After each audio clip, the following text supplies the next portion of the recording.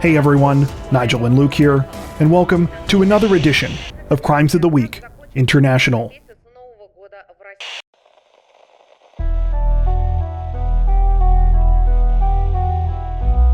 Authorities in China's Sichuan province say that they have arrested a suspected scammer this week after he reportedly tried to extort money out of a motorcyclist as compensation for an alleged injury. According to reports, the incident took place recently in the city of Luchao, when a man by the last name of Zheng was hired by two men to give them a ride on the back of his motorcycle. The men, one of whom has been identified by the last name of Lu, requested that Zheng take them through an especially bumpy path, and soon his motorcycle overturned. It was at that point that Lu allegedly claimed that his finger had been badly injured, and that they all needed to go to the hospital so that he could get checked out. When Lu was examined, doctors explained that he had a broken finger. After receiving the diagnosis, Lu told Zheng that it would be best to settle the issue between them in private, and demanded 20,000 yuan, or roughly $3,100 US, in compensation. Reluctantly, Zheng began approaching his relatives and asking for money to help pay for the costs. However, at some point, while he was gathering the money, Zheng got a weird feeling about the whole thing, and started to wonder if he was being scammed. He then reached out to the local police. When police conducted an investigation, they soon realized that Zheng's suspicions were correct. Though Lu's broken finger was real, doctors informed detectives that it had likely been broken months earlier, not during the motorcycle ride as Lu had claimed. Authorities now believe that he broke the finger on purpose and may have carried out similar schemes before. Lu was subsequently arrested on fraud charges, along with two other unidentified men believed to have been involved in the plot as well.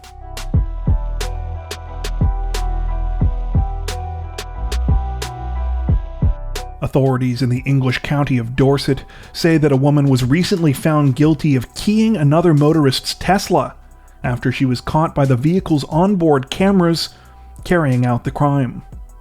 According to reports, the incident took place in June of this year when the unnamed victim went to a local shopping plaza in the town of Poole. Upon arriving, she found an open spot in the parking lot next to a black Nissan Juke. Though the vehicle looked like it had been deliberately parked over the white line to take up extra space, the victim was undeterred and parked her Tesla Model 3 next to the Nissan before going off to do her shopping. It wasn't until the Tesla owner arrived home that she spotted something strange: a 4-inch long scratch on her driver's side door. Wondering what had happened, the woman's husband reviewed the footage that the Tesla had captured using its 4 onboard cameras. That's when he discovered that the damage to the vehicle was no accident. Video from the 4 cameras showed a woman, later revealed to be 57-year-old Anna Valenti, coming out of a nearby HomeSense store and walking towards the Tesla and Nissan Juke. After walking around to the passenger side door of the Nissan, she could be seen holding it open while discreetly holding her keys against her back and deliberately scratching the door of the Tesla behind her.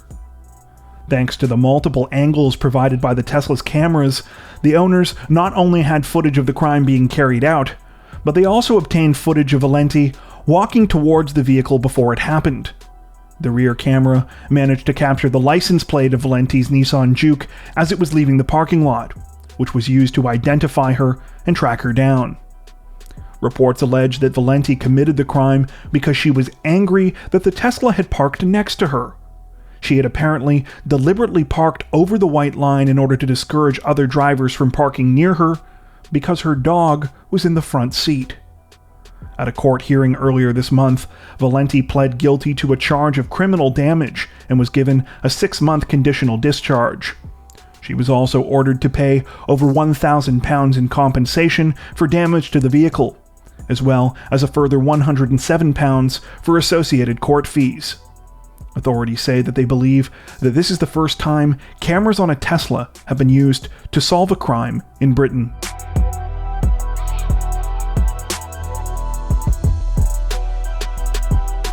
Authorities in the Mexican state of Morelos say that they are investigating the brazen murder of a nationally known actress and singer this week, after she was gunned down while waiting to pick up her son from soccer. According to reports, 42-year-old Tania Mendoza was waiting for her 11-year-old son alongside other parents at a local soccer academy in the city of Cuernavaca on December 14th, when at approximately 6:30 p.m., two unknown men on a motorcycle pulled up. One of the men got off the motorcycle and walked onto the campus, before shooting Mendoza several times and escaping with his accomplice. By the time emergency workers responded to the scene, it was too late. The 42-year-old was dead. According to reports, Mendoza rose to prominence as an actress following a lead role in a popular 2005 film, after which she made appearances in several different soap operas. However, in recent years, she had been focusing on her music career, releasing at least 5 albums. Chillingly, it appears that Mendoza was no stranger to threats against her life before her murder. Back in 2010, she, her husband, and her then 6-month-old son were kidnapped, beaten, and held for several hours before being released. After that, the kidnappers reportedly called her and demanded money, also telling her to leave Morelos. Several articles we read state that prior to her murder, Mendoza also went to the police on numerous occasions to report death threats that had been made against her. At the current time, Mexican authorities have not commented on these death threats, nor have they provided any information about who might be behind the killing.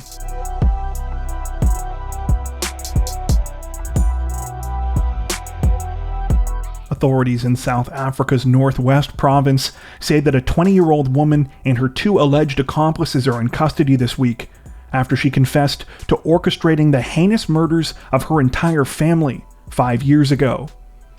According to reports, Onthatile Sabati approached Northwest Police sometime last week and told them that she wanted to come clean about the unsolved murders that took place in the village of Bamako in 2016.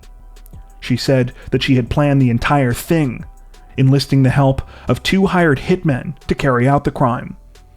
The chilling murders took place on December 6, 2016, when 2 armed gunmen showed up at Sabati's home. After entering the house, they shot and killed her 42-year-old father, 40-year-old mother, 18-year-old pregnant sister, and 6-year-old brother, before fleeing the scene in the family's Chrysler Voyager.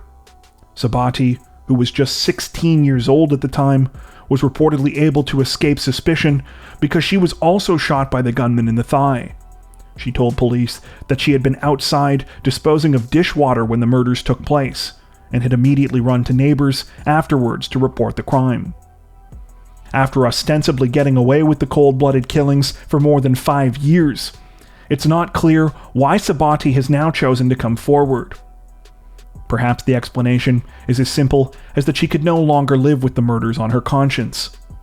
Frustratingly, though, none of the reports we came across gave any indication as to why Sabati had orchestrated the killings in the first place.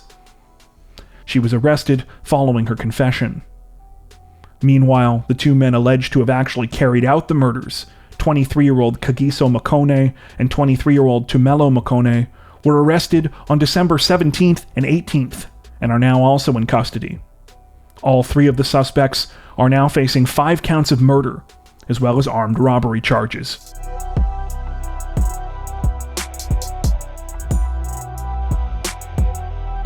Authorities in the Australian state of New South Wales say that they are investigating a senseless act of violence this week, one that has so far left 1 man dead and another in critical condition. According to reports, the incident began as an argument between former roommates about unpaid rent.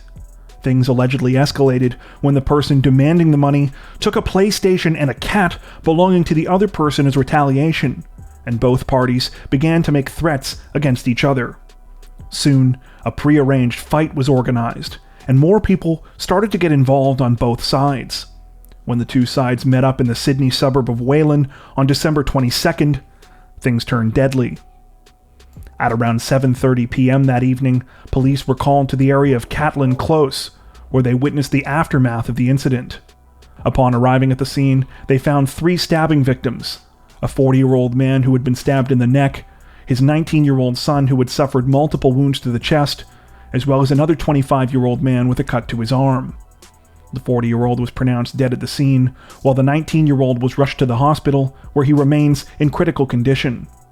While police are still working to piece together exactly what happened, at the time of this recording it's believed that 13 or 14 people gathered in the area that night for the prearranged fight between the former roommates. Though this allegedly started as a one-on-one, it soon turned into an all-out brawl. In addition to dealing with the stabbing victims, police reportedly also had to tow away 4 cars involved in the incident, one of which was completely overturned. Apparently, the vehicle rolled over when someone with the stabbing victims tried to run over people on the other side. According to reports, 2 suspects have since been arrested in connection with the case, identified only as an 18-year-old man and a 19-year-old man. The incident is still under investigation.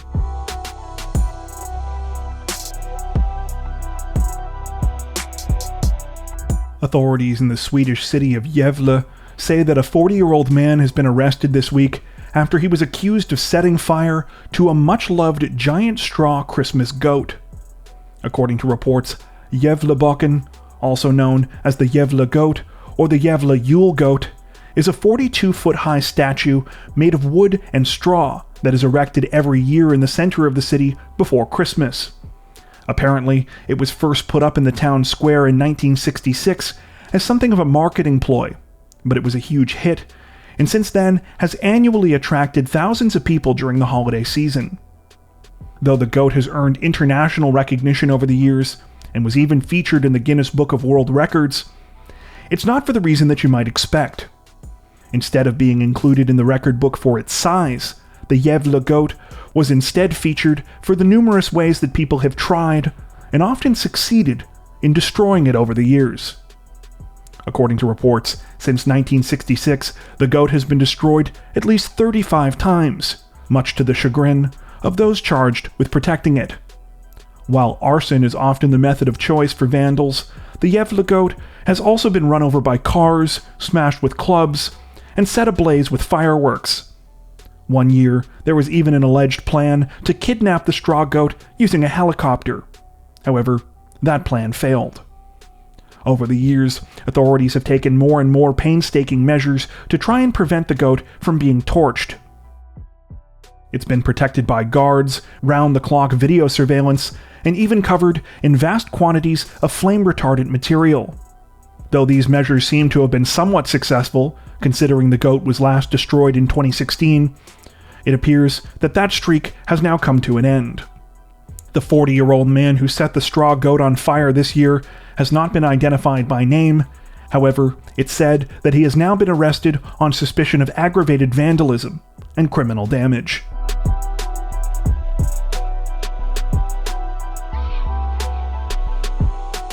Authorities in the Japanese city of Osaka say that at least 24 people are dead this week after a fire broke out at a local psychiatric clinic, believed to be the result of arson. According to reports, the clinic where the incident took place was located on the 4th floor of an 8-story building in the city's downtown. The fire department first received a report about the blaze at 10:18 a.m. on December 17th, and arrived to find flames and smoke billowing out of the building's 4th floor windows. It took nearly half an hour to get the fire under control, by which time the flames had consumed about a third of the clinic's floor space. Authorities believe that the fire was deliberately set due to descriptions of a man in his 50s or 60s who was witnessed walking into the clinic right before it started. The man was allegedly carrying a paper bag full of liquid, which he is said to have intentionally knocked onto a heater, causing the liquid to ignite. The man is believed to be one of the 28 people who was injured in the fire and taken to hospital. A further 27 people were found inside the clinic with no signs of life, 24 of whom have since been officially pronounced dead. It's believed that all of the deceased victims died of carbon monoxide poisoning. At the current time, it appears that the victims' names have yet to be released. Authorities say that the fire was especially deadly because it burned right near the entrance and exit area of the clinic, preventing people from being able to escape. It's also said that there were no sprinklers on this particular floor of the building, though this was apparently not a building code violation. In addition to investigating the clinic fire, Officials in Osaka say that they are also investigating a second fire that broke out just a short time earlier at a house in the city. It's believed that this is where the suspect used to live, though police have yet to officially announce that the two fires are linked. At the time of this recording, the suspect is said to still be unconscious in the hospital.